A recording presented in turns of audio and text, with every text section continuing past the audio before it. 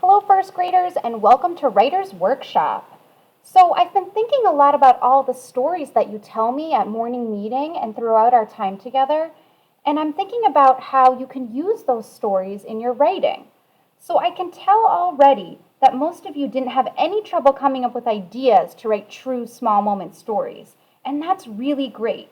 You already know the first step to writing a story.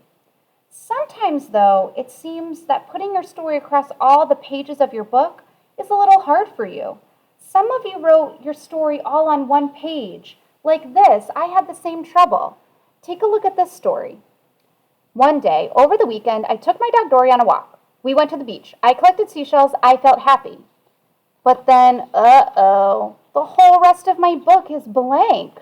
I forgot to stretch out my story across all the pages.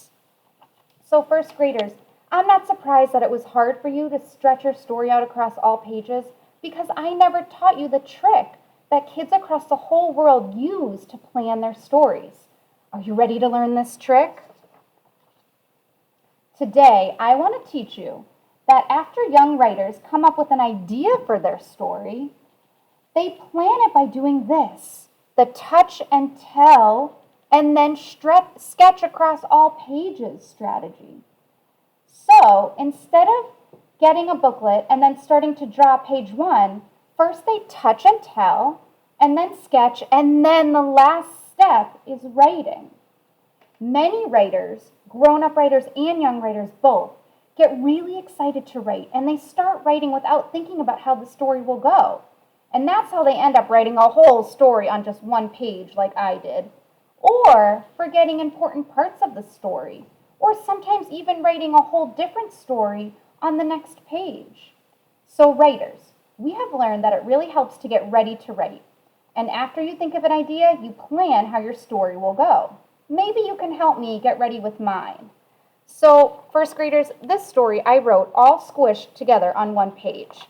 So I'm going to start fresh, and I'm going to make sure that first I touch and tell, and then I sketch across the pages. So before I do that, I want to tell you the story.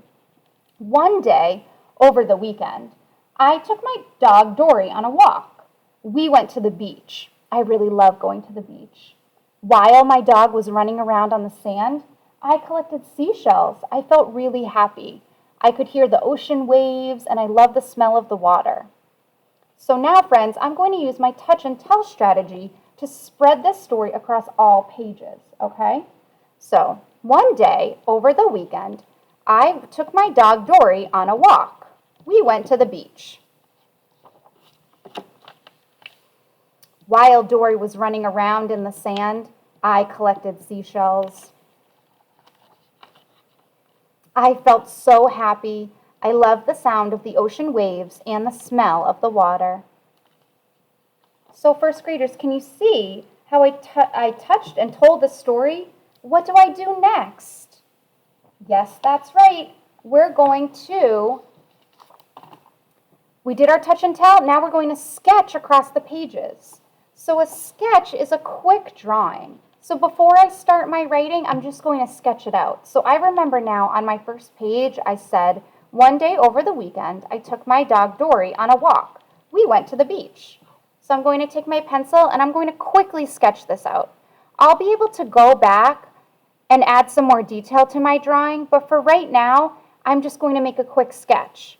So this is the water. I might even label it water. You friends know I'm not the most talented artist, but I do try my best. This is the sand on the beach. So of course I was there with my dog, so I'm going to try my best to draw myself. I'm not very good at drawing people, but I'm going to try my best. I know I have long hair. You guys will do a much better drawing than me. This is just a quick sketch. I also need to make sure I include my dog. So if that's her tail and this is her foot, and she's a really big dog. She kind of looks like a yellow lab, and she has like floppy ears. She's so cute. I love her so much. There's her nose, okay? So this is just a super quick sketch. I'm going to try to figure out if I missed anything, though, because now I'm remembering that one day over the weekend, I took my dog Dory on a walk. We went to the beach. So perfect. This picture matches that part. Now I'll turn to the next page. While Dory was running on the sand, I collected seashells. So I want to make sure my picture matches what I just did in with my touch and tell strategy.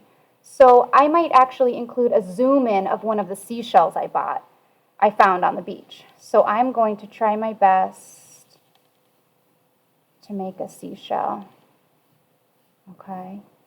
Remember, this is just a quick sketch. I'll be able to go back and add more to my writing. I am going to add a label though, because as you know, I'm not the very best artist, so it might help my readers figure out what that is. Okay, now I'm ready for my last page. I'm going to touch and tell again before I draw my picture. I felt happy.